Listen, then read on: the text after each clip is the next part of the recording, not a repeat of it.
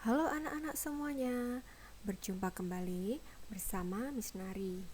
Hari ini kita akan melanjutkan pembelajaran kita pada tema 8,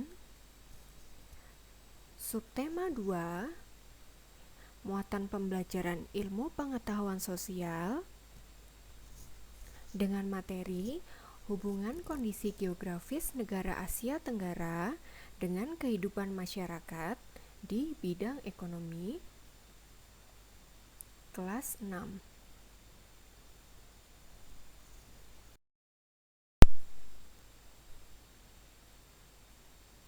Kondisi geografis negara Laos. Letak geografisnya di sebelah barat laut, berbatasan dengan Myanmar dan Republik Tiongkok. Lalu, di sebelah timur, berbatasan dengan Vietnam. Di sebelah selatan, berbatasan dengan negara Kamboja. Dan di sebelah barat, berbatasan dengan negara Thailand. Selanjutnya, bentang alam Laos. Laos tidak memiliki garis pantai dan wilayah perairan. Laos, negaranya itu berupa pegunungan dan hutan. Barisan gunung membujur dari barat laut ke tenggara. Sebelah timur terdapat pegunungan Annam. Nah, Sungai Mekong mengalir di seluruh Laos dan bermuara ke Teluk Tonkin. Lembah Sungai Mekong merupakan daerah yang subur.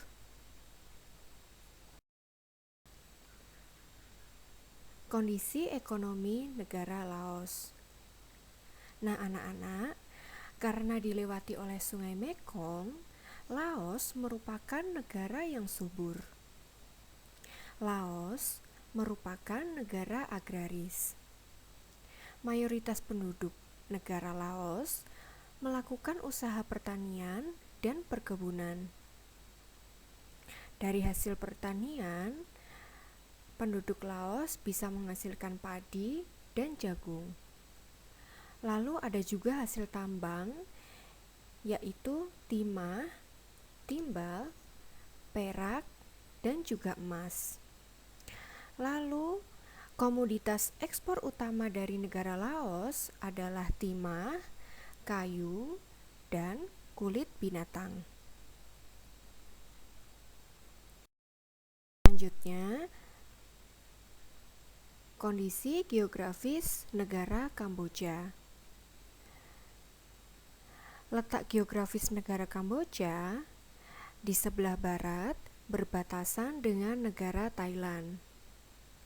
Di sebelah utara, Kamboja berbatasan dengan negara Laos. Di sebelah selatan, Kamboja berbatasan dengan Teluk Thailand. Dan di sebelah timur, Kamboja berbatasan dengan negara Vietnam.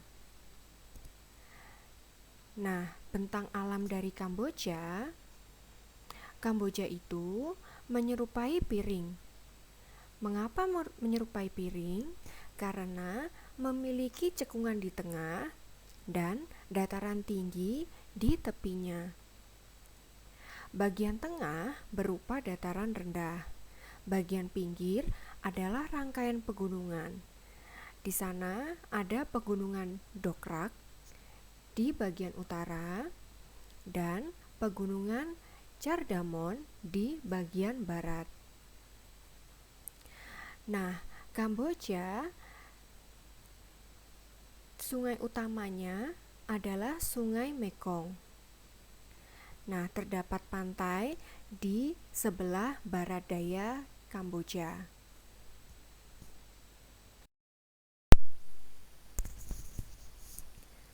Selanjutnya, kondisi ekonomi negara Kamboja.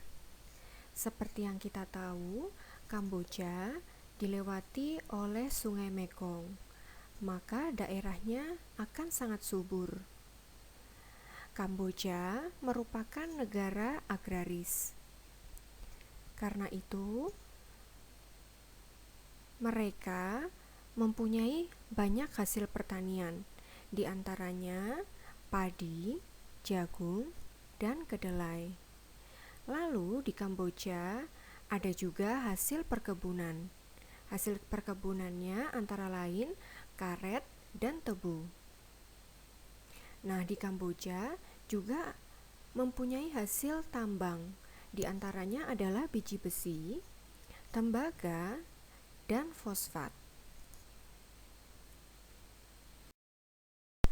Selanjutnya kita akan mempelajari negara tercinta kita, yaitu Indonesia. Indonesia memiliki 17.508 pulau dan yang dihuni sekitar 6.000 pulau. Pulau terbesar ada 5, yaitu ada Pulau Jawa, ada Pulau Sumatera, ada Pulau Kalimantan, ada Pulau Sulawesi, dan Pulau Papua. Nah, secara astronomis, Indonesia itu terletak pada 6 derajat lintang utara sampai 11 derajat lintang selatan dan 95 bujur timur sampai 141 bujur timur. Nah, sedangkan secara geografis, letak Indonesia berada di antara dua benua, yaitu benua Asia dan benua Australia. Serta Indonesia itu berada di antara dua samudra, yaitu Samudra Pasifik dan Samudra Hindia.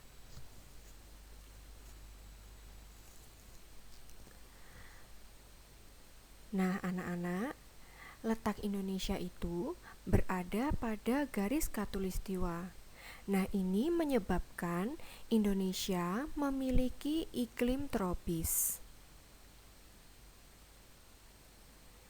Lalu Indonesia mengalami 2 musim, yaitu musim kemarau dan musim hujan.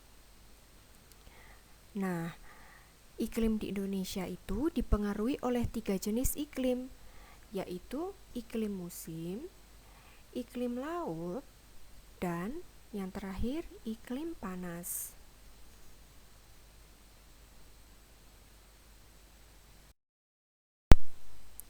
Nah, anak-anak, Indonesia merupakan negara yang subur dan kaya akan hasil alamnya. Indonesia termasuk negara agraris karena mayoritas penduduknya bekerja sebagai petani. Berikut Miss sampaikan terkait potensi sumber daya alam berdasarkan pulau yang ada di Indonesia. Yang pertama, Pulau Sumatera. Potensi sumber daya alam di Sumatera itu pada bidang perkebunan. Contohnya ada kopi, karet, dan kelapa sawit. Selanjutnya di Pulau Jawa dan Bali, potensi sumber daya alamnya ada di bidang pertanian. Contohnya adalah padi dan palawija. Selanjutnya, di pulau bagian timur, anak-anak tahu ya pulau di bagian timur. Nah, pulau di bagian timur itu menghasilkan sagu dan rempah-rempah.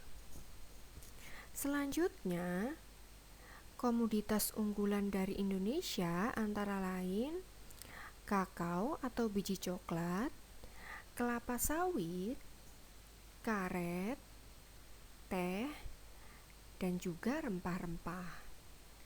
Wah, ternyata Indonesia itu memiliki banyak sekali sumber daya alam yang dapat dimanfaatkan ya.